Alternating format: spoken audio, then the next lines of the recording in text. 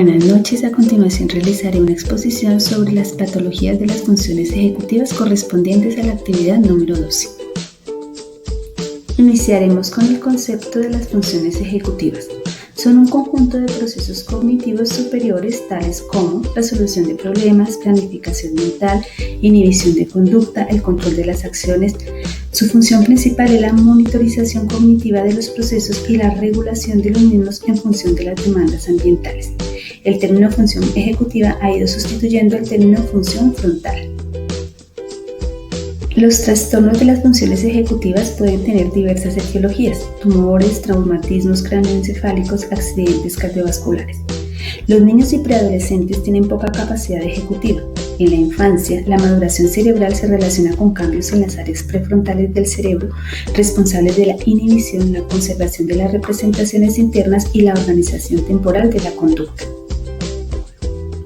El déficit atencional con hiperactividad se interpreta como una disfunción ejecutiva que incluye aspectos cognitivos como comportamentales.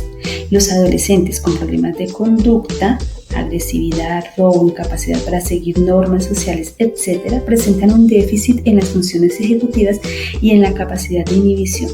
Esto es producto de disfunciones frontales.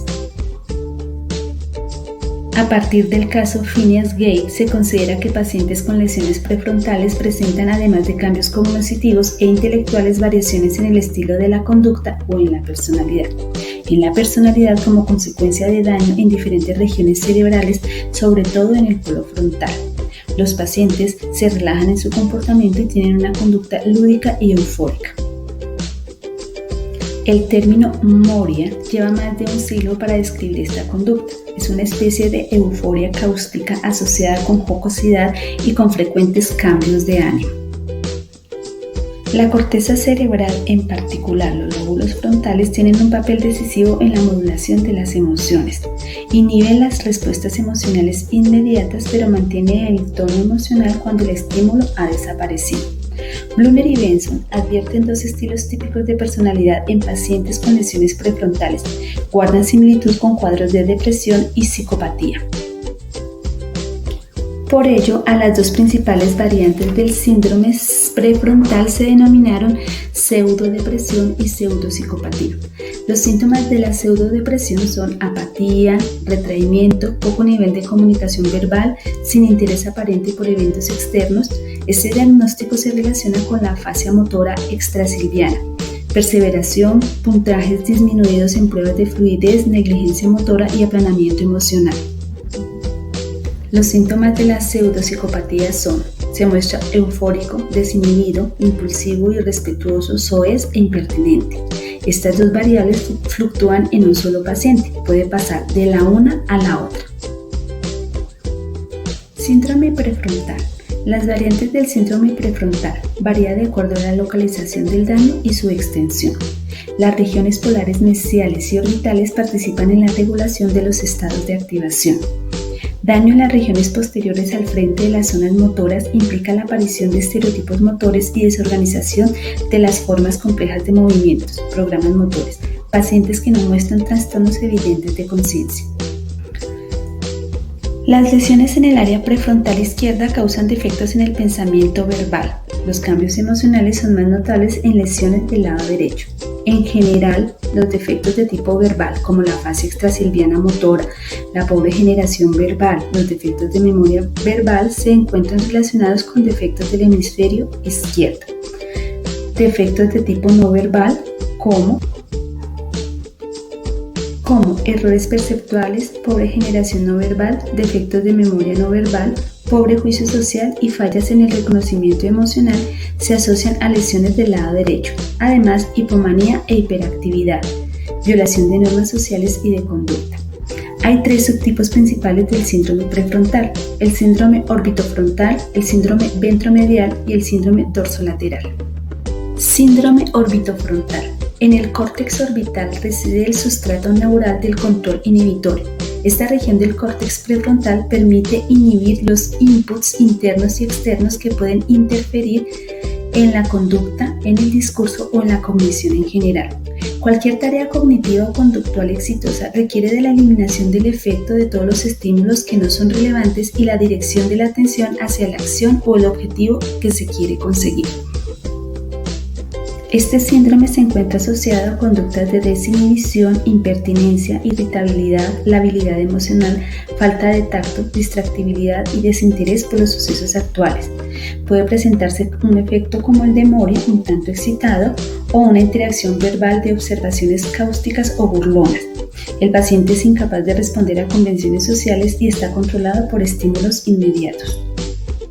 Las lesiones del circuito orbitofrontal se pueden relacionar con trastornos de tipo obsesivo-compulsivo. Slinger y Damasio utilizan el término sociopatía adquirida para describir los trastornos en la regulación comportamental e incluyen falta de comprensión como el remordimiento consecuente a conductas inapropiadas. Síndrome ventromedial. El cíngulo anterior es el origen del circuito cingulado subcortical. Goldman, Racky y Perrino detectaron las entradas desde el área de Brodmann a la región ventral del núcleo estriado, núcleo caudado, ventromedial, putamen ventral, núcleo accumbens y tubérculo olfatorio. El daño de este circuito causa apatía o abulia, forma grave de apatía. Las lesiones bilaterales graves en el área frontal media producen mutismo aquinético. El individuo está despierto y posee autoconciencia, pero no inicia ningún tipo de conducta ni lo mueve motivación alguna. El mutismo aquinético en lesiones bilaterales graves puede resultar en un paciente que presenta pocos movimientos espontáneos, puede mostrarse incontinente y puede hablar utilizando solo monosílabos en respuestas a preguntas que se le formulan. Los pacientes que presentan este síndrome se caracterizan por falta de iniciativa con tendencia al mutismo, hipocinesia y comportamiento apático. Parecen despojados de emociones y sin interés por el entorno. Las lesiones bilaterales en esta zona suelen observarse por infartos en el territorio de la arteria cerebral anterior que afectan a ambas regiones frontales y son poco frecuentes. El caso más conocido es el de Phineas Gage. Síndrome dorsolateral. El circuito dorsolateral es fundamental en las funciones ejecutivas. Se presenta la incapacidad para organizar una respuesta comportamental ante la presencia de estímulos nuevos o complejos.